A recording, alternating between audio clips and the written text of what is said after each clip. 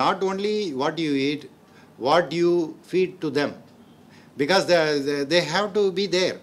So, and then we use excess use of antibiotics, and then the pollution, the chemical pollution which gets accumulated in the plant's body when we consume it, that pass through the gut. So this took a toll. So this probiotic microbes, we got it from our mom's milk. So this is gone. So it left a void. So then what happens, there are opportunistic bacteria which comes and takes a place and eats our leftover food and does harm. It produces bacterial lipopolysaccharide, which is inflammatory and causes leaky gut syndrome and so many things. As the scientists observed that's the gateway of all disease. So as I was mentioning, it is forming a part of our immunity, trains our immune system, produces vitamins, it is also training our nervous system, it is protecting our epithelial lining.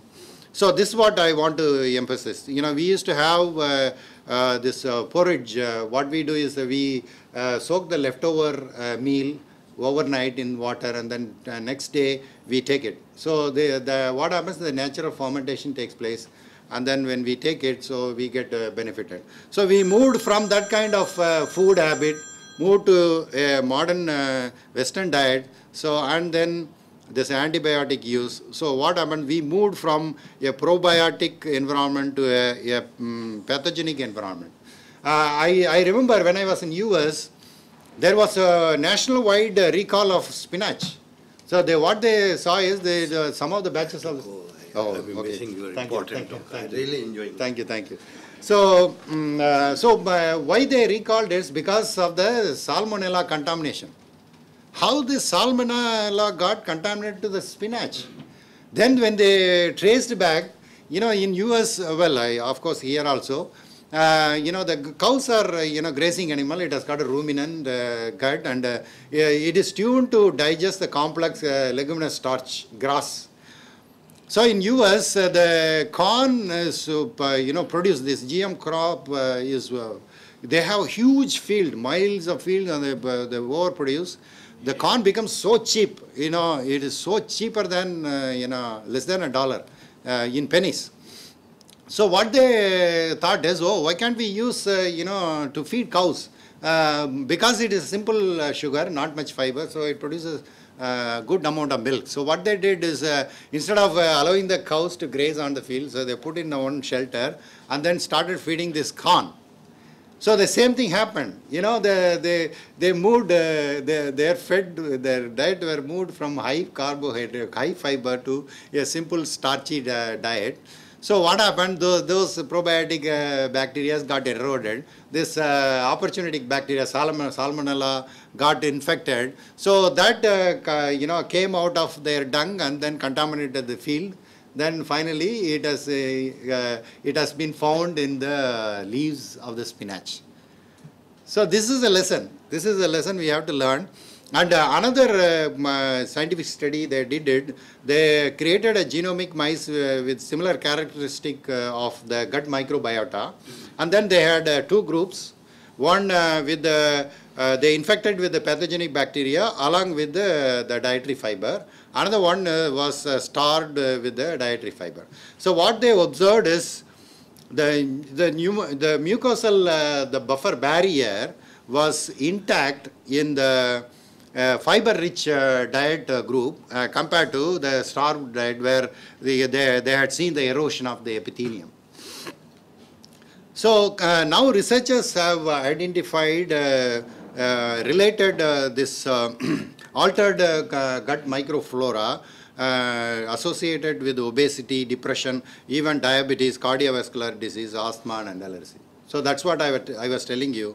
This is the impact of the moving away from high fiber, complex carbohydrate diet to a simple diet. So in Tamil there is a saying that if you feed someone's child, your child will grow automatically. So this is like, you have to feed that child which is inside you.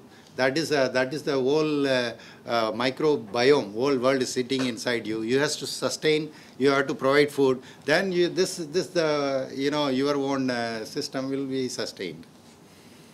So there is no sustainable solution if you go for broad spectrum biocides, either for health as well as agriculture. So we need to be more probiotic rather than antibiotic. So we need to have more fiber in our diet. So our food, plate has to, should have more fibers in form of raw vegetables, cooked vegetables, fresh fruits, and lesser simple carbohydrate diet. This is my comparison, compare and contrast with the, as I was comparing there in the, with the plants. So this I am comparing with the Western diet with our more fiber diets. So here, the more fiber diet, the more complex carbohydrate, it produces, lesser harmful microbial metabolites, more beneficial metabolites that can able to sustain our health.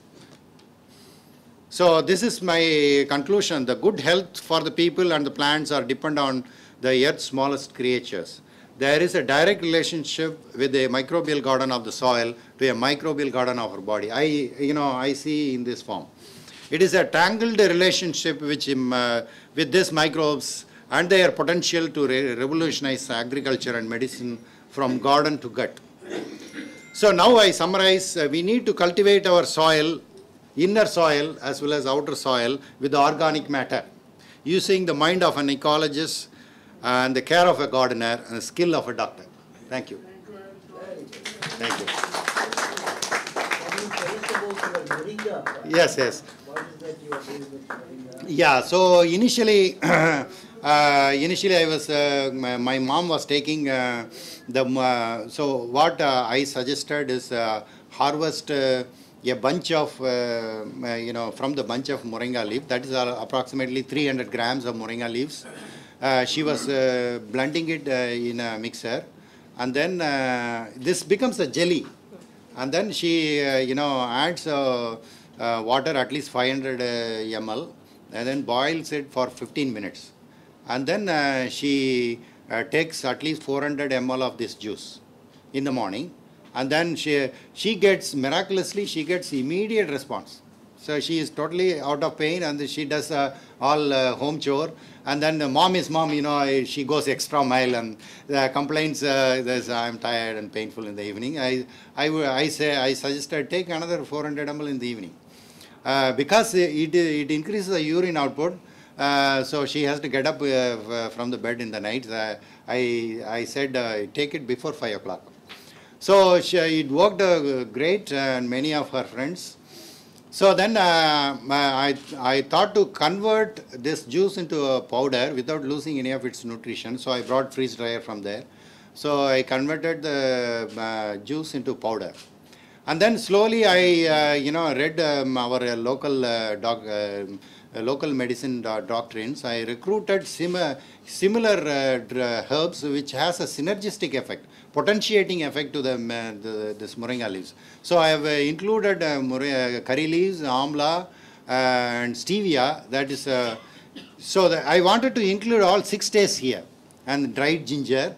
So that formulation was very successful. Well, my mom my mom is a partner as well as my benchmark. So I standardized a dose based on her pain index and energy level.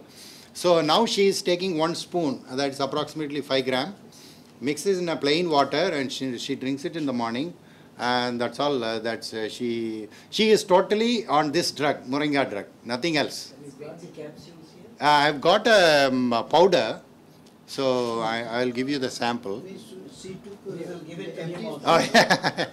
You sent to us. Oh, yeah. Correct. Yeah, I sent you the sample.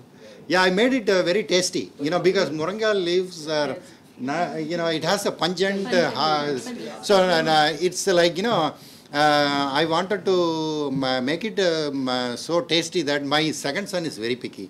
So he always, avoids food. But to my surprise, he tasted it and he said, this is the most delicious recipe you made, Dad. So in my family, everyone is taking. But how are you now? Yeah. I'm actually selling it as a powder. So I'm selling 1 gram as 5 rupees. So I have given at least 100 patients. Many of them got benefited. So I have many patients received this medicine from here, Noida, Ghaziabad. So I am going to meet them. Well, I am actually collecting. I am in the collection period. Yeah. So I'm actually collecting all the feedbacks. So I'm actually going to, with this information, I'm going to patent this. And then I want to, well, I want to give lead to everyone, all the scientists here. This is our tree. This is our treasure, and this has to be your food as well as the medicine. This is a functional food. So as the Hippocrates, the father of medicine, modern medicine, rightly said, food is medicine. Medicine is food. So this is that. When the food is right, there is no necessity of medicine. So now we are because we are growing crops on drugs, and we are on drugs to sustain our life. So this has to be other way around. No, just you tell me. Yeah. That should be taken in empty stomach? Yeah, so preferably it's empty stomach, but it doesn't matter. You can take it after 1 hour of the meal. My emphasis here is, so when this is taken, the stomach should be empty so that all the ingredients are absorbed. More effective in empty stomach or after taking some? Well, I would suggest you to take empty stomach, because if it is mixed with the food, so obviously their bioavailability will not be. Yeah. So we have 40 moringa trees on our farm. Very good. So nothing to worry, we Very can good. make them powder here. And we have amla trees also. And currently they are in a bearing stage. Here only on gate number. Sir, we are trying manures out of it because the leaves are rich in micronutrients. Yeah, you are right. Yeah, as I Add was. to manures, the micronutrient content of manures also increase. So some of the students are trying to cut the leaves and mix it in manure. And we are mixing it. I would like to add one point. I am actually making a fertilizer based on moringa. So what I do is I ferment the moringa paste. I take 1 kg of moringa paste, and then ferment it in buttermilk, 10 liters of buttermilk. And then after a week of fermentation, I filter it, I spray it on the crop in the morning as well as in the evening. That becomes a direct foliar root of nutrient for the plant. It does 3 things. So many of my farmers adopted it, they got benefited. It acts as a nutritional source, because during fermentation all the nutrients are mobilized. It's like sprouting. So it's all the nutrients because of the bacterial digestion. Well, of course you also get the benefit, metabolic products of the bacteria. So it acts as a nutritional source. It acts as a growth promoter. It does growth. It acts like a plant growth hormone. It also acts as a pest repellent. So 3 in 1. Yeah. So why can't you try this? Yes. Yeah. We also tried it as a pest Just repellent. I wanted to ask that you have got a lot. Mm-hmm. The moringa plant is inherent in not in south. Yeah, it is Bengal available. also. In Delhi also Noida, I have in the house the plant is always there. He used to give me also. Yeah, I know the parts, the green parts are very famous. We use everything. Yeah. Like banana tree we use from root to leaf. Everything Yes, we yes, use. yes. The moringa tree also we used to trunk stick and leaves we use. Yeah. But what I wanted to say, scientific point of view, that you have done a lot of work. We know some of the benefit of that. Mhm. It reduces blood pressure and all these things. But has anybody or your study has done something, the analysis of the contents of the Yeah, that's what what I it can. contains Mhm. that leads to multiple effects, beneficial effects like that. We are rich in all these herbal products like curcumin Mhm. has a huge number of benefits. Yeah. We have papaya or the papaya leaves juice and the leaf juice and all this.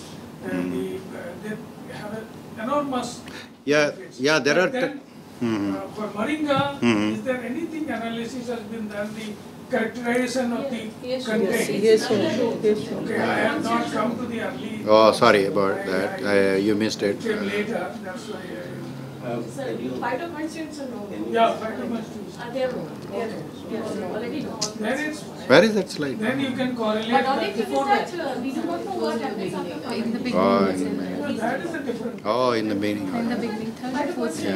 And then activate the enzymes. Then it's, Which, yeah, this one. then it is one can. So there are tons of literature available. There's a huge volume of literature available. You can get able to access it, and the only thing what I found is, even though it has got all the nutrients, which it is there are many studies they had shown that it is a potent anti-inflammatory. So they compared with the standard pharmaceutical anti-inflammatory drugs. So when they saw this leaf extract is showing the effect as per to the pharmaceutical drug. This is my own practical, my mom's experience, she experienced it. So it's all started from this experience. So that's, I'm so fortunate. Yeah.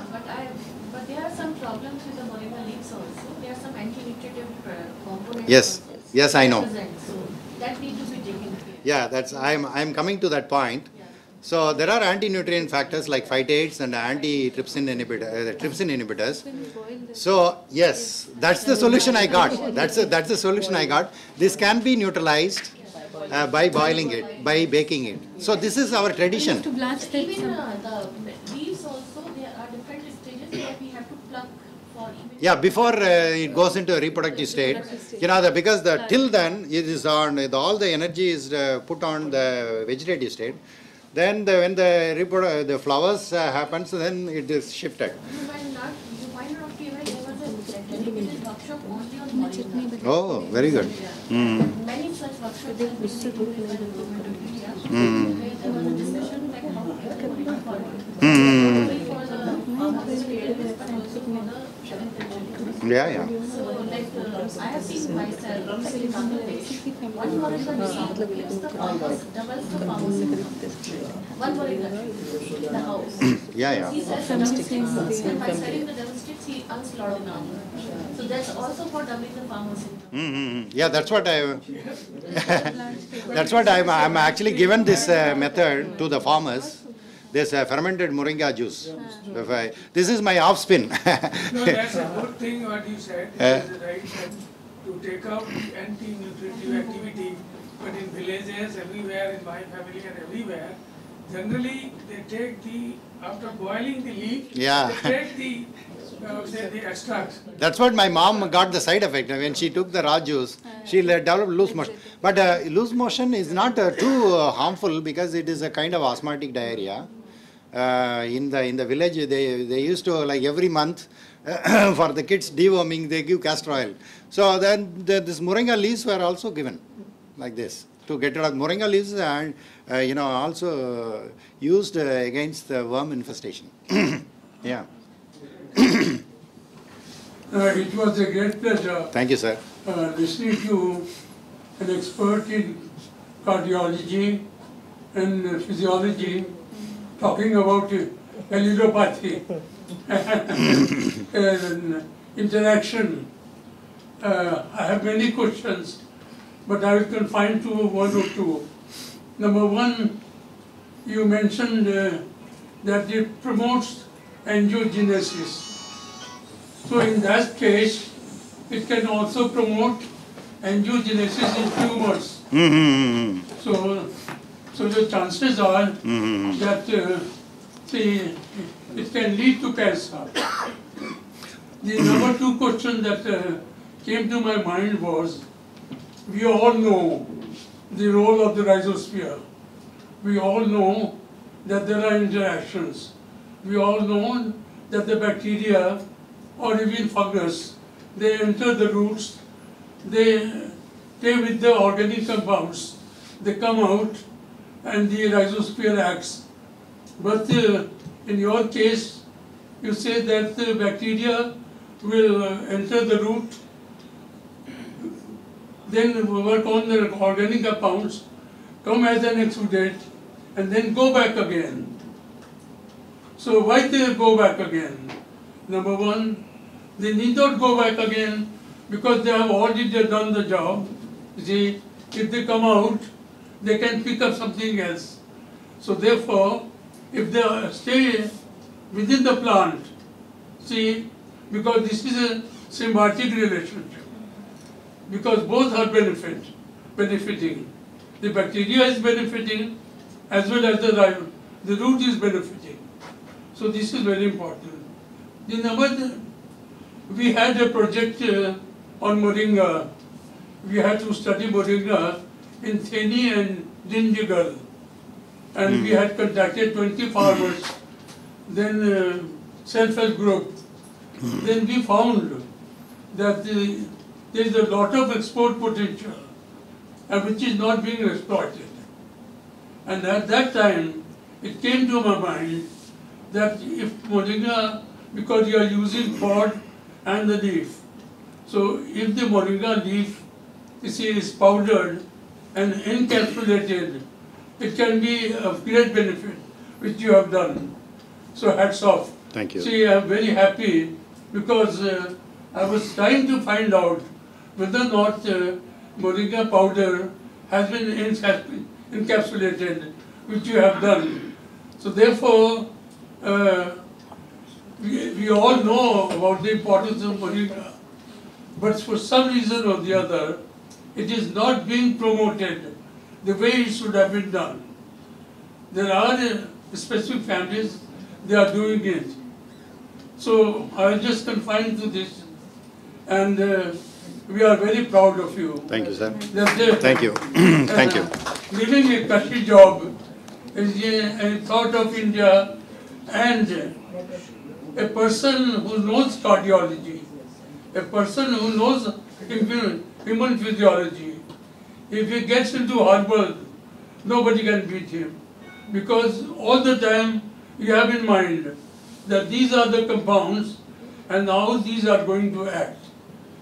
The other point that I would like to make it is very important to maintain the balance of microbial population in our gut. See, because you mentioned about the probiotic. Probiotics are important. We are all taking medicines. We are taking antibiotics. You see, and good bacteria are destroyed. So therefore, we have to do everything possible to supplement our food with probiotics. So these are my Yeah. Thank you, sir. So the first question you were asking, if the angiogenesis is promoted. So it is not directly promoting angiogenesis, rather it is producing more nitric oxide in the blood vessel. So that's the way it, and also it promotes the immune function. So when when you have a good natural killer cell activity, obviously that's the gatekeepers. They they are sentries. So they will address the problem at that immediately. So if you have a very good immune system, no cancer will thrive. Of course, every day we get some cancer cells. That's because of the error in genetic coding. But we have this checkpoints. So once that immune system is there, active, then this will be automatically rectified. That's the first question. Second question, you asked about the interaction. So there are some microbes which become which get into the roots and become part of the roots, like rhizobium bacteria. Then it makes a nodule, so it becomes endogenous. But it is a friendly bacteria. Both are host as well as the the both are gets benefited. So what you were asking is there any harmful effect?